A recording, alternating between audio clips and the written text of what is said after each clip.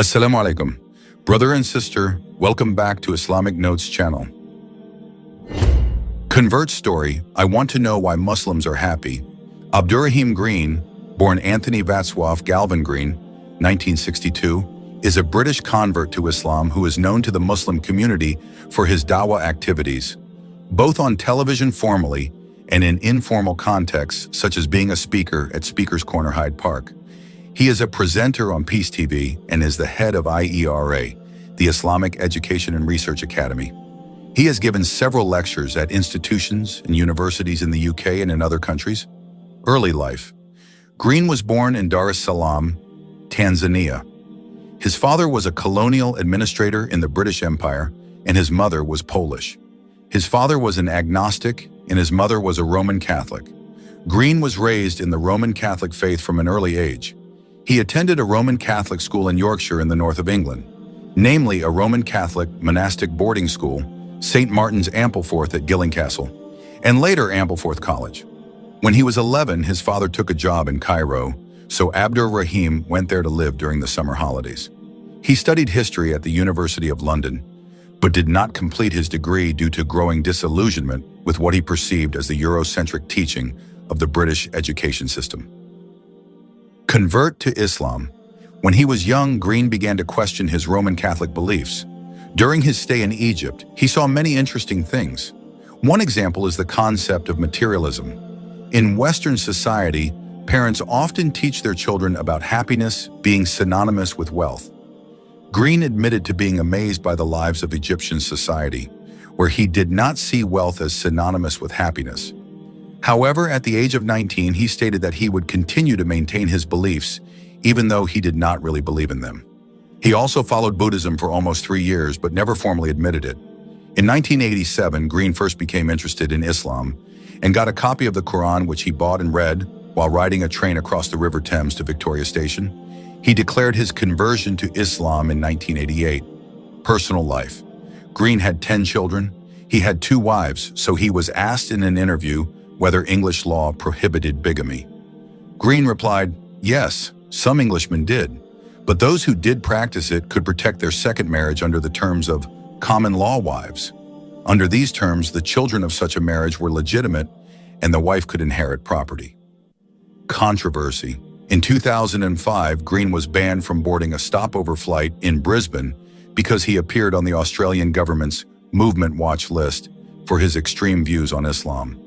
Some Australian Muslims argued that the Australian government had overstepped its bounds by stopping a man who they claimed now held moderate views. In October 2011, Green was banned from giving a scheduled lecture at Concordia University in Canada after concerns were raised about remarks he allegedly made about how men should treat their wives. In July 2012, Green was banned from Arsenal FC's Emirates Stadium. In May 2014, The Telegraph reported that the IERA, the venue Green chairs, was being investigated by the Charity Commission over allegations its leaders promote anti-Semitism.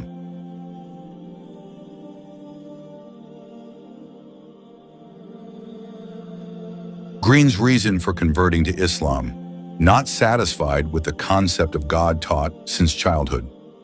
Abdurraheem Green has a thin build, blonde hair, green eyes, and is middle-aged. At first glance, he looks like a character straight out of the Hollywood film Ben-Hur. The Tanzanian-born Briton converted to Islam in 1988 and has been a preacher in Britain ever since. He has a look that immediately evokes comparisons to popular European depictions of Jesus. Green's encounter with Islam took place in Egypt, where he spent most of his vacation. He gave a lecture in Bangalore in early October on God's final revelation. As reported in About Islam, Thursday, 8/12/2022, he also shared his story of converting to Islam and his experiences so far. Green was born to British parents in Dar es Salaam, Tanzania in 1964. His father, Gavin Green, was a colonial administrator in the then-existing British Empire. He later joined Barclays Bank in 1976 and was sent to Egypt to establish Barclays Bank Egypt. Green was educated at the renowned Roman Catholic monastery school, Ampleforth College, and went on to study history at the University of London. However, he left his studies before completing them. Currently, he works with an Islamic media company in the UK and is involved in Dawah activities. This includes giving a lecture on Islam in London's famous Hyde Park. Here is an excerpt from an interview with Green. 1. What made you not continue your education? I am really disappointed with the British education system. It is completely Eurocentric and projects world history in a way that suggests civilization reached its full glory and peak in Europe. In Egypt, I saw some magnificent ruins that only archaeologists can access. I found the Western interpretation of history to be completely wrong.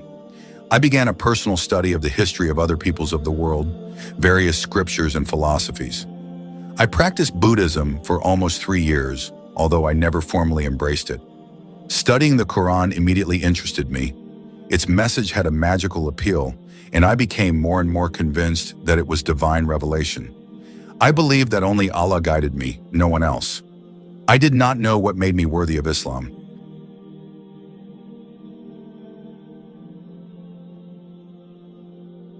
Two, but are there specific things that are interesting to you? I was dissatisfied with the religion I had been practicing since I was 8 years old. The concepts they taught us through rhymes, such as the Hail Mary, were completely unacceptable to me. On the one hand, people in my previous religion described God as eternal and infinite, yet they had no compunction about God being born from Mary. This made me think Mary must be greater than God.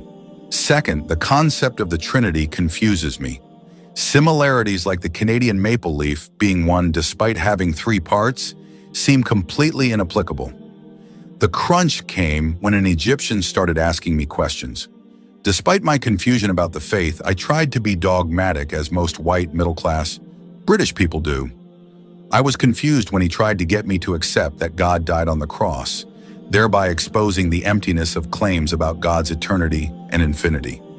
I now realize that I believed in absurd concepts like 2 + 2 = 5 during my teenage years. I found Europeans to struggle to enjoy life. They have no higher purpose in life. 3. What differences did you find between life in Egypt and England? Egyptians are poor, suffering, struggling, yet happy. They leave everything in God's hands and forget their misery when they return home. Prayer helps them place their worries before God. I see humility and intimacy in Islamic worship. But in England, I found people who were shallow and materialistic. They tried to be happy, but their happiness was shallow. Their prayers included singing, dancing, and clapping, but there was no humility or intimacy with God. 4. How do you find your life as a Muslim in the UK? The Western psyche emphasizes individuality, which is different from Islam. Every devout Muslim feels disturbed and constantly bombarded by sex and sexuality. Most girls lose their virginity by the age of 13, and it is normal for girls to have 3 to 4 boyfriends. The dilemma facing Muslims in the West is how to integrate into a society that is so steeped in sex, drugs, drink, and sexual intimacy. And if there is no integration, then how to save oneself from ghettoization. The touching story of a man converting to Islam 10 days before his death. That afternoon, Abdurraheem Green's heart was pounding. His mind was in turmoil, busy weighing things up. While thinking, he kept rushing towards a room in a hospital in Cairo, Egypt. At that time, the year was 2010. As soon as he opened the door, Abdurraheem's eyes fell on the figure of an old man, lying on the bed, helpless.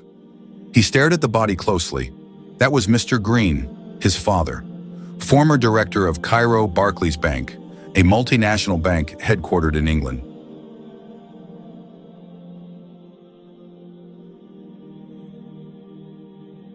I looked at him and thought he could have died that night, Abdurraheem recalled.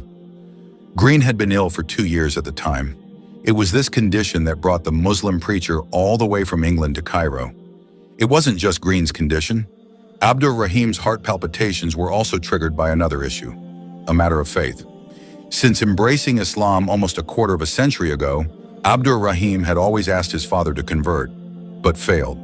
I have been thinking for a long time about when I can invite her, how to invite her, what is the right way.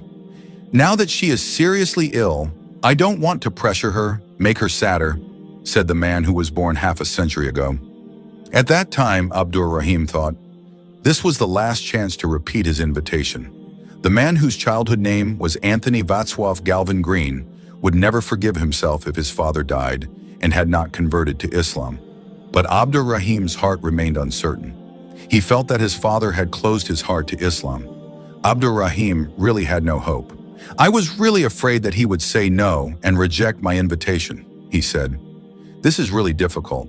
Abdurrahim is in a dilemma. As a Muslim, his parents have not converted to Islam.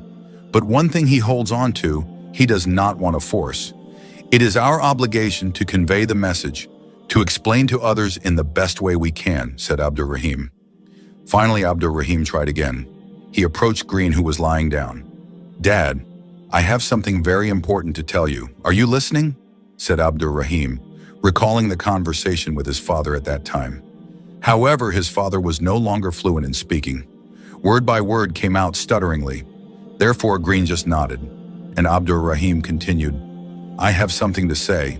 If I don't say it, I will regret it." Preach Abdurrahim near Green's ear. The righteous son told about the last day and the day of retribution. At the end of the story, Abdurrahim recites the creed. "So Dad, this is the key to heaven. This is success in the afterlife. What do you think?" he asked, ending the story. Hearing the story, Green nodded his head. Abdurrahim asked again, "Does that mean you want to say the Shahada?" And the father stuttered in answer to Abdurrahim's question. Yes. This was something that Abdurrahim did not expect. Happiness welled up in his heart. After almost 25 years of failure, this time he succeeded in inviting his father to convert to Islam.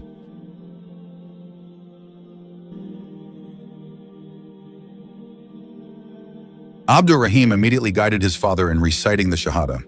"There is no God but Allah. Muhammad is the messenger of Allah." With relief, Abdurrahim left the hospital because visiting hours were over. The next day, Abdurrahim came back, but he found his father's condition getting worse. Green couldn't remember anything, let alone remembering yesterday. He had already forgotten what happened an hour ago. "But that's not the end of everything," said Abdurrahim. 6 days after converting to Islam, Green's condition worsened. Abdurrahim, who was still in the hospital, heard his father groaning. "Help! Help me!" Abdurrahim said, imitating his father. He then asked, "Dad, what do you want me to do?" "I don't know," Green replied. "Teach me something easy to do," he added hesitantly. Then Abdurrahim remembered the Shahada, a sentence that was light on the tongue but had an extraordinary effect. "So I said, if I become a father, I will continue to repeat the Shahada," said Abdurrahim. Hearing that, Green replied, "Yes, that's what I want to do." After that, the father and son recited the Shahada together for an hour and a half. After successfully converting his father to Islam, Abdurrahim returned to England. There was business to be done. "And then I heard that my father had died," Abdurrahim said. "Yes, Green, who had rejected Islam for almost a quarter of a century, has died. One thing Abdurrahim is grateful for is that his father took the Shahada 10 days before his death. I want to tell you about my father's death, and the point is, 10 days before he died, he was blessed to say the Shahadat," said Abdurrahim.